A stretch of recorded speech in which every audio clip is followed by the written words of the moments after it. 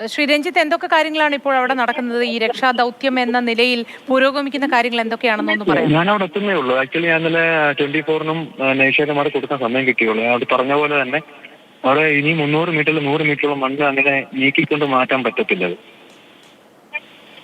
ഏത് തരത്തിലായിരിക്കും ഇനി അവിടെ ഈ രക്ഷാദൗത്യം സാധ്യമാവുക എന്നത് സംബന്ധിച്ച് ഒരു വിദഗ്ധ സംഘാംഗം എന്നുള്ള നിലയിൽ രഞ്ജിത്തിന് അത് ഒന്ന് വിലയിരുത്താമോ? റെസ്ക്യൂ ഷാഫ്റ്റ്, റെസ്ക്യൂ 2 പഠിച്ചുകൊണ്ട് ഉത്തരാഖണ്ഡ് ടണലിൽ സിൽക്കേർ ടണൽ എങ്ങനെയാണ് ചെയ്തത് ആ രീതിയിലാണ് ചെയ്യാൻ നിൽക്കുന്നത്. ശരി. അപ്പോ ഈ നേവി ഹെലികോപ്റ്റർ അടക്കമുള്ള സൗകര്യങ്ങൾ സ്ഥലത്തേക്ക് എത്താൻ ആവശ്യപ്പെട്ടിട്ടുണ്ട് എന്ന് ജില്ലാ കളക്ടർ അടക്കം വ്യക്തമാക്കിയിട്ടുണ്ട്. അപ്പോൾ എല്ലാ തരത്തിലുമുള്ള ഒരു രക്ഷാദൗത്യം തന്നെ പദ്ധതി ഇട്ടിട്ടുണ്ട് എന്ന് മനസ്സിലാക്കണം, അല്ലേ? തീർച്ചയായിട്ടും. ഒന്നാമത്തെ കാര്യം എന്ന് വെച്ച് കഴിഞ്ഞാൽ എനിക്ക് വളരെ ഫാസ്റ്റ് എത്താൻ പറ്റിയിട്ടില്ല. ഇന്നലെ ബാംഗ്ലൂർ ഫ്ലൈറ്റ് ഇല്ലായിരുന്നു. ഇപ്പോൾ ഞാൻ പറഞ്ഞല്ലോ, ബൈ റോഡിലാണ് എത്തുന്നത്. ഇപ്പൊ NDRFന്റെ ഓഫീസർ ഇന്നലോട്ട് കണക്ട് ആണ്. ഇപ്പം നമ്മൾ ഇന്നലെ ഉറങ്ങാതെ തന്നെ പ്ലാൻ ഔട്ട് ചെയ്യാണ്. ഇപ്പൊ എന്റെ കൂടെ തന്നെ രണ്ടുപേരുണ്ട്. മൊത്തം മൂന്നംഗ സംഘമാണ് ഇപ്പോൾ എത്താൻ നിൽക്കുന്നത്. കർവാറിൽ നിന്ന് ഓരോന്ന് പിക്ക് ചെയ്യും. ഉടനടി ആ സ്പോട്ടിലേക്ക് എത്താനാണ് നിൽക്കുന്നത്. പിന്നെ അടക്കമുള്ള സംവിധാനങ്ങൾ ഒരു ഉദ്ദേശിക്കുന്ന റെസ്ക്യൂ റഡാർ, എർത്ത് വേക്കിനും ലാൻഡ് സൈഡ് റെസ്ക്യൂ റഡാർ എന്തുമാത്രം അവിടെ വർക്ക്ഔട്ട് ആവുമെന്ന് എനിക്ക് തോന്നുന്നില്ല. കാരണം അത് കൂടുതലും എർത്ത് വേക്ക് സംബന്ധിച്ചുള്ള കാര്യങ്ങൾക്കാണ്. അത് ലാൻഡ് സൈഡിന് എന്തുമാത്രം പ്രയോജനപ്പെടുമെന്നോ അവരെ വണ്ടി ട്രേസ് ഔട്ട് വന്നു കഴിഞ്ഞാൽ GPS ലൊക്കേറ്റ് ചെയ്ത് കഴിഞ്ഞാൽ അങ്ങോട്ട് റെസ്ക്യൂ ഷാഫ്റ്റ് അടിക്കുക, റെസ്ക്യൂ ടണൽ അടിക്കുക. അതായത് ഉത്തരാഖണ്ഡിൽ സിൽക്കേർ ടണലിൽ ഞങ്ങൾ എങ്ങനെയാണോ ചെയ്തത്, ആ 41 തൊഴിലാളികൾ 17 ദിവസം കഴിഞ്ഞ് എടുത്ത് എങ്ങനെയാണോ ആ രീതിയിൽ തന്നെയാണ് ആ ബോഡി ആ ഒരു വണ്ടിയുടെ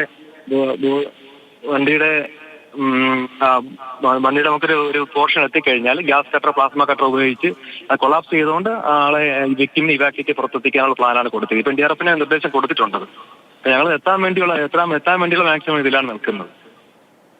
ഈ റഡാർ സംവിധാനം എന്ന് പറയുമ്പോൾ എനിക്ക് തോന്നുന്നു, എന്റെ ഓർമ്മ ശരിയാണെങ്കിൽ കളക്ടർ പറഞ്ഞത് ഒരു കൈൻഡ് ഓഫ് പെനട്രേറ്റിംഗ് റഡാർ സംവിധാനമാണ് വരുന്നത് എന്ന് പറഞ്ഞു. അപ്പൊ അതുകൊണ്ട് ഈ സ്ഥലത്ത് പ്രയോജനമില്ല എന്നാണോ? GPR ഒക്കെ ഉണ്ട്, ഗ്രൗണ്ട് പെനിട്രേറ്റിംഗ് റഡാർ ഒക്കെ ഉണ്ട്. അത് IIT എന്നൊക്കെ ഇതെല്ലാം നമ്മൾ ഉത്തരാഖണ്ഡ് ടണൽ റെസ്ക്യൂ, അത് ഓർമ്മയുണ്ടെങ്കിൽ അറിയാതിരിക്കും. ആ സമയത്ത് നമ്മൾ ഇതെല്ലാം ഉപയോഗിച്ചതാണ്. പക്ഷെ ആ സമയത്ത് നമ്മൾ ഹൊറിസോണ്ടൽ ഡ്രില്ലിംഗിലാണ് വിജയിച്ചത്. അന്ന് ഇന്റർനാഷണൽ എക്സ്പെർട്ട് അർണോൾഡ് ഡിക്സ് ഒക്കെ ഉണ്ടായിരുന്നു. അദ്ദേഹത്തിന്റെ ഇത് ഗൈഡൻസിൽ നമ്മൾ ആ ഒരു തത്വത്തിലാണ് വിജയിച്ചത്. അപ്പൊ ആ ഒരു മെത്തേഡിൽ ഇത് പുറത്തെത്തിക്കാൻ പറ്റുമെന്നുള്ള ഇന്നലെ ഞാൻ 24 ആണെങ്കിലും ഏഷ്യാനെറ്റാണെങ്കിലും എല്ലാത്തിലും കൊടുത്ത ഒരേ രീതിയിൽ തന്നെയുള്ള അഭിപ്രായം ഞാൻ പറഞ്ഞു. ഇപ്പോഴും അവിടെ നിന്നുള്ള ഒരു റിപ്പോർട്ട് പ്രകാരം ഈ മണ്ണ് മാറ്റിയിട്ട് എത്തുക എന്ന് പറഞ്ഞാൽ വളരെ ബുദ്ധിമുട്ടാണ്, വളരെ ദുഷ്കരമാണിത്. അപ്പോഴത്തേക്ക് മണ്ണ് മാറ്റിക്കൊണ്ട് get some more time. And ഇപ്പൊ ക്ലൈമറ്റ് അനുകൂലമല്ല, റെയിനിയാണ്. മാത്രമല്ല ഇപ്പൊ നേവി ഇപ്പം ആർമിക്ക് ഹാൻഡ് ഓവർ ചെയ്യാനുള്ള ഒരു ചാൻസ് കാണുന്നുണ്ട്.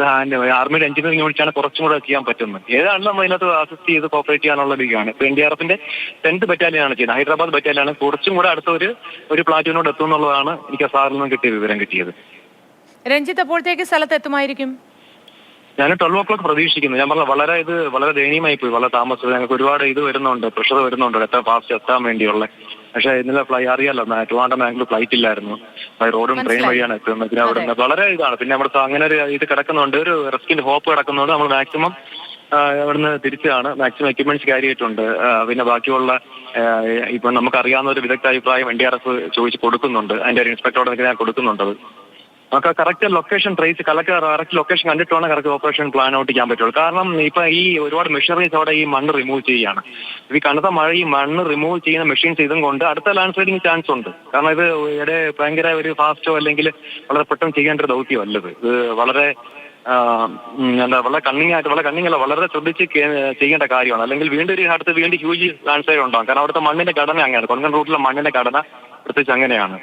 പിന്നെ ഞാൻ ഇന്നലെ പറഞ്ഞ പോലെ തന്നെയാണ് ഇപ്പോഴും സംഭവിക്കുന്നത്. ആ മണ്ണ് മൊത്തം റിമൂവ് ചെയ്യുന്നത് വളരെ ബുദ്ധിമുട്ടാണ്. ആ വണ്ടി കറക്റ്റ് GPS ലൊക്കേറ്റ് ചെയ്യണം. ആ വണ്ടി എവിടെ ക്യാബിന്റെ ലൊക്കേഷൻ കണ്ടെത്തി ആള് ഹോപ്പുണ്ടെന്ന് പ്രതീക്ഷിക്കുന്നു. കാരണം ഒരു ഭാരത് ബെൻസിന്റെ വണ്ടിയാണ്, പുതിയ വണ്ടിയാണ്. അതിനകത്ത് ഓക്സിജൻ സഫീഷ്യന്റ് ആയിട്ട് ഇല്ലെങ്കിലും ലിമിറ്റഡ് ആണ്. അത് ആളുടെ ഞാൻ പറഞ്ഞു ഇന്നലെ TV ന്യൂസ് എല്ലാതും കൊടുത്ത പോലെ ആളുടെ അർജുന്റെ മനോധൈര്യം പോലെ ഇരിക്കും. അർജുൻ പാനിക് ആവാതെ ഉള്ള ഓക്സിജൻ. കാരണം 3-4 ദിവസത്തെ ഫുഡ് ഉണ്ടെന്നാണ് മനാഫ് എന്ന് പറഞ്ഞ ഓണർ തന്നെ പറയുന്നത്. അതിന്റെ 3-4 ദിവസത്തെ ഫുഡ് ക്യാരി ചെയ്യാറുണ്ട് ഇവര്. അപ്പൊ ഫുഡ് അവര് മാക്സിമം കുറച്ചെടുത്തുകൊണ്ട് മെയിനായിട്ട് ഓക്സിജന്റെ ഘടകമാണ് വേണ്ടത്.